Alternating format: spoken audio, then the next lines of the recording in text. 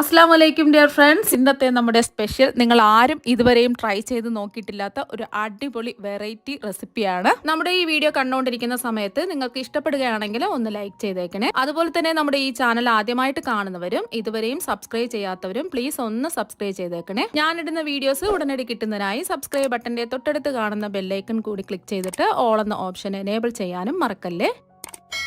ആദ്യം തന്നെ ഇതിനായിട്ട് ചൂടായി കിടക്കുന്ന ഒരു പാനിലേക്ക് 1 കപ്പ് ചെറുപയർ പരിപ്പിട്ട് കൊടുക്കാം. ഇപ്പോൾ 200 ഗ്രാം ചെറുപയർ പരിപ്പാണ് എടുത്തിട്ടുള്ളത്.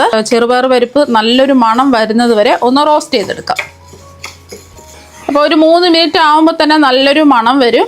ഇപ്പോൾ ഇത് റോസ്റ്റ് ആയിട്ടുണ്ട്. ഒരുപാട് അങ്ങ് നിറം മാറരുത്. ഒരു പരുവം ആവുന്ന സമയത്ത് നമുക്ക് ഫ്ലെയിം ഓഫാക്കി ഒരു ബൗളിലേക്ക് മാറ്റാം. നമ്മൾ വറുത്തെടുത്ത ചെറുപയർ പരിപ്പ് ഒരു ബൗളിലേക്ക് മാറ്റിയിട്ടുണ്ട്. ഇനി ഇതൊന്ന് കഴുകിയെടുക്കണം. വെള്ളം ഒഴിച്ച് ഒന്ന് കഴുകിയെടുക്കാം. ഒരു 2 പ്രാവശ്യം ഒന്ന് കഴുകിയെടുക്കാം. ചെറുപയർ പരിപ്പ് കഴുകി വൃത്തിയാക്കി എടുത്തിട്ടുണ്ട്. ഇനി അടുത്തതായിട്ട് നമുക്ക് വേണ്ടത് ഒരു ഉരുളക്കിഴങ്ങും ഒരു സ്വീറ്റ് പൊട്ടറ്റോയാണ്. മധുരക്കിഴങ്ങാണ് ഇത്. തൊലിയെല്ലാം മാറ്റി കട്ട് ചെയ്തതിന് ശേഷം ഒന്ന് കഴുകി വൃത്തിയാക്കി എടുക്കാം. അപ്പോൾ അതാ ഉരുളക്കിഴങ്ങിൻ്റെയും മധുരക്കിഴങ്ങിൻ്റെയും തൊലിയൊക്കെ പീൽ ചെയ്ത് മാറ്റിയതിന് ശേഷം ചെറിയ കഷ്ണങ്ങളായിട്ട് കട്ട് ചെയ്തിട്ട് കഴുകി വൃത്തിയാക്കി എടുത്തിട്ടുണ്ട്. കഴുകി വൃത്തിയാക്കി വെച്ചിരിക്കുന്ന ഉരുളക്കിഴങ്ങും മധുരക്കിഴങ്ങും ഒരു കുക്കറിലേക്ക് ഇട്ട് കൊടുക്കാം. അതുപോലെ തന്നെ നമ്മൾ കഴുകി വൃത്തിയാക്കി വെച്ചിരിക്കുന്ന ചെറുപയർ പരിപ്പും കൂടി ഇതിലേക്ക് ഇട്ട് കൊടുക്കാം. ഇത് വേവിച്ചെടുക്കുന്നതിന് ആവശ്യമായിട്ടുള്ള വെള്ളം ഒഴിച്ചു കൊടുക്കാം. ഒരു 1.5 കപ്പ് വെള്ളം ഒഴിച്ചു കൊടുക്കാം.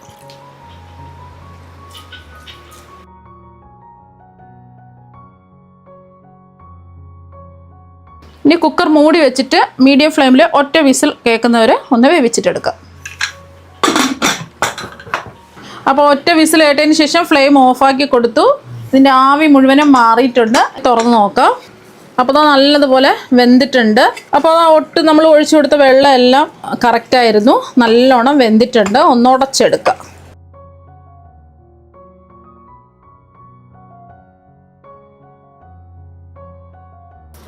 അപ്പോൾ ആ കട്ടകളൊന്നുമില്ലാതെ നല്ലതുപോലെ ഉടച്ചെടുക്കുക.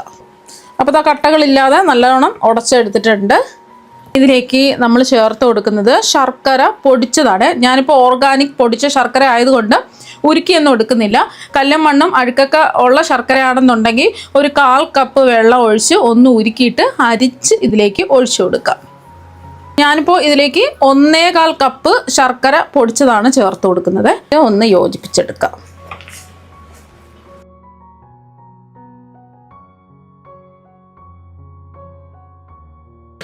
അപ്പോൾ ആ ശർക്കരയും കൂടെ ചേർത്ത് ഒന്ന് മിക്സ് ചെയ്തെടുത്തു. കടായി എടുത്തു. ഫ്ലെയിം ഒന്നും ഓണാക്കി കൊടുത്തിട്ടില്ല. ഇതിലേക്ക് ഒരു 3 കപ്പ് ചിരകിയ തേങ്ങ ചേർത്ത് കൊടുക്കാം. 3 കപ്പ് ചിരകിയ തേങ്ങ എടുത്തു.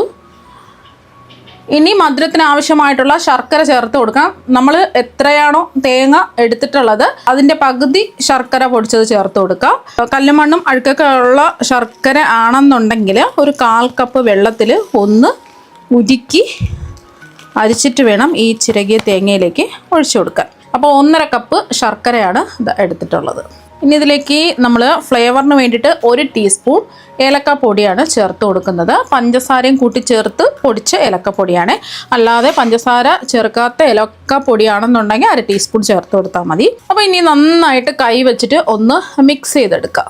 ആ ചിരകിയ തേങ്ങയിൽ നിന്നും ഈർപ്പൊക്കെ ഇറങ്ങി വരണം. നിങ്ങൾക്ക് മധുരം കുറച്ച് മതിയെന്നുണ്ടെങ്കിൽ 1 കപ്പ് ശർക്കരയൊക്കെ എടുത്താൽ മതിയാവും. ഇത് അത്യാവശ്യം മധുരമുണ്ട്. ആ തേങ്ങയുടെ വെള്ളമൊക്കെ ഇങ്ങനെ നമ്മൾ ഞെരടി എടുക്കുന്ന സമയത്ത് ഇറങ്ങി വരണം. പ്രത്യേകിച്ച് ഇതിൽ വെള്ളമൊന്നും നമ്മൾ ചേർക്കുന്നില്ല. നന്നായിട്ടൊന്ന് മിക്സ് ചെയ്തെടുക്കുക. അപ്പോൾ ഒന്ന് മിക്സ് ചെയ്തെടുത്തു. ഇനി നമുക്ക് ഫ്ലെയിം നമുക്ക് ഫ്ലെയിം ഓണാക്കി കൊടുക്കാം.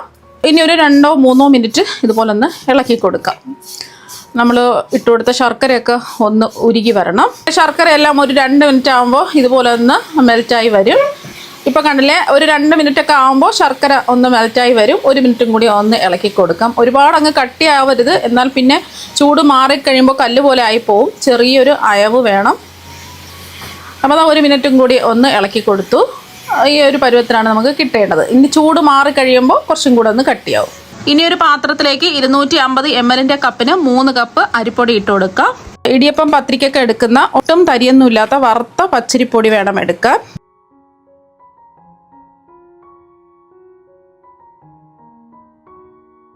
നിങ്ങൾക്ക് ഇതിൻ്റെ പകുതി ക്വാണ്ടിറ്റിയിലാണ് ചെയ്യുന്നതെങ്കിൽ എല്ലാ അളവുകളും പകുതി എടുത്താൽ മതിയാവും. 1 കപ്പ് മൈദയും കൂടി ചേർത്ത് കൊടുക്കാം. ഇനി ഇതിലേക്ക് ആവശ്യത്തിനുള്ള ഉപ്പ് ചേർക്കാം. ഒരു 1/2 ടീസ്പൂൺ ഉപ്പാണ് ചേർക്കുന്നത്. ഫ്ലേവറിന് വേണ്ടിയിട്ട് 1 ടീസ്പൂൺ ഏലക്കാപ്പൊടിയും കൂടി ചേർത്ത് കൊടുക്കാം. പഞ്ചസാരയും കൂട്ടി ചേർത്ത് പൊടിച്ച ഏലക്കാപ്പൊടിയാണ്. ഇനി ഇതൊന്ന് മിക്സ് ചെയ്തെടുക്കാം. നമ്മൾ ചേർത്ത് കൊടുത്ത ഏലക്കാപ്പൊടിയും ഉപ്പും മാവുമായിട്ടൊന്ന് മിക്സ് ആക്കുക. മിക്സ് ചെയ്തെടുത്തു. ഇനി ഇതിലേക്ക് നമ്മൾ ചേർത്ത് കൊടുക്കുന്നത് വേവിച്ചെടുത്ത ചെറുപയർ പരിപ്പ്, ഉരുളക്കിഴങ്ങ്, മധുരക്കിഴങ്ങിലേക്ക് ശർക്കര മിക്സ് ചെയ്ത് വെച്ചില്ലേ, അതിൻ്റെ ചൂട് നന്നായിട്ട് മാറിയിട്ട് ഇതിലേക്ക് അങ്ങ് ചേർത്ത് കൊടുക്കാം. കുറച്ച് കുറച്ചായിട്ടിട്ട് മിക്സ് ചെയ്തെടുക്കുക. കൈ വെച്ചിട്ട് ഒന്ന് മിക്സ് ചെയ്യാം. ചെറിയ ചൂട് കുഴപ്പമില്ല, നല്ല ചൂടോടുകൂടി ചേർക്കരുത്, പിന്നെ കൈ വെച്ചിട്ട് കുഴച്ചെടുക്കാൻ പറ്റില്ല.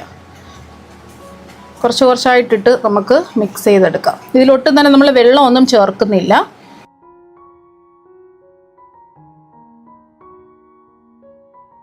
ബാക്കി ഫുള്ളും അങ്ങ് ഇട്ട് കൊടുക്കാം.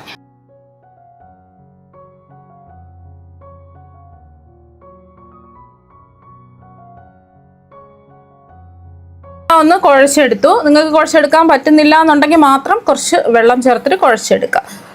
ഒരുപാട് കട്ടിയായി പോകരുത്. ഈ ഒരു പരുവത്തിന് കുഴച്ചിട്ടെടുക്കുക. 1 ടീസ്പൂൺ നെയ്യും കൂടെ ചേർത്ത് ഒന്ന്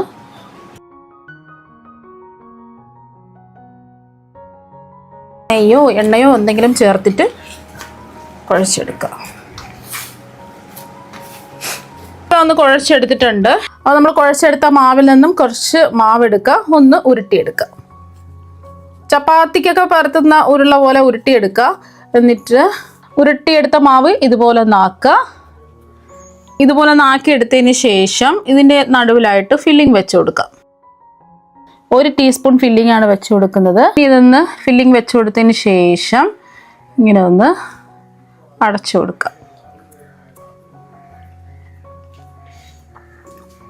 അപ്പോൾ അതാ ക്ലോസ് ചെയ്ത് കൊടുത്തു. ഇനി കൈയിൻ്റെ ഈ ഒരു ഭാഗവും വെച്ചിട്ട് ഇതുപോലെ ഒന്ന് ആക്കി കൊടുക്കുക. 2 അറ്റവും ഇതുപോലെ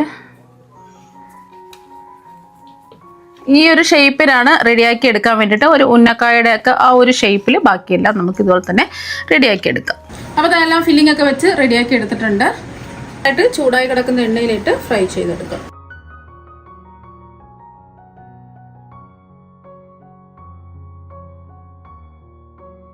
മീഡിയം ഫ്ലെയിം വെച്ച് കൊടുക്കാം. ഒരു വശം ഒന്ന് മൂത്ത് ചെറിയൊരു ബ്രൗൺ കളർ ആവുന്ന സമയത്ത് തിരിച്ചിട്ട് കൊടുക്കാം.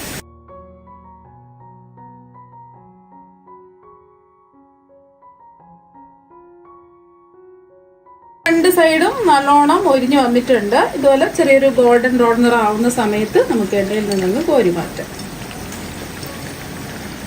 അപ്പോൾ എണ്ണയിൽ നിന്ന് കോരി എടുത്തിട്ടുണ്ട്. ബാക്കി ഇരിക്കുന്നതും ഇതുപോലെ തന്നെ ഫ്രൈ ചെയ്തെടുക്കാം. എല്ലാം ഫ്രൈ ചെയ്തെടുത്തിട്ടുണ്ട്. നല്ലൊരു സ്പെഷ്യൽ ടേസ്റ്റ് ആണ്. ആ ടേസ്റ്റ് എന്തായാലും നിങ്ങൾക്ക് എല്ലാവർക്കും ഇഷ്ടപ്പെടും. മുതിർന്നവർക്കും കുട്ടികൾക്കും എന്തായാലും ഉറപ്പായിട്ടും ഇഷ്ടമാകും. പുറത്ത് നല്ല ക്രിസ്പി ആയിട്ടാണ് ഇരിക്കുന്നത്. പിന്നെ ഉള്ളിൽ ആ ഫില്ലിങ്ങിന്റെ നല്ല ജ്യൂസി ആയിട്ട് നല്ല ടേസ്റ്റ് ആയിട്ടുള്ള ഫില്ലിംഗ് ആണ്. അപ്പൊ നിങ്ങൾ എന്തായാലും ഇതുപോലെ ഒരു പ്രാവശ്യം ഒന്ന് ട്രൈ ചെയ്ത് നോക്കുക. തീർച്ചയായും നിങ്ങൾക്ക് എല്ലാവർക്കും ഒരുപാട് ഇഷ്ടമാകും. അപ്പൊ നമുക്ക് മറ്റൊരു വെറൈറ്റി വീഡിയോ ആയിട്ട് വീണ്ടും കാണാം. താങ്ക്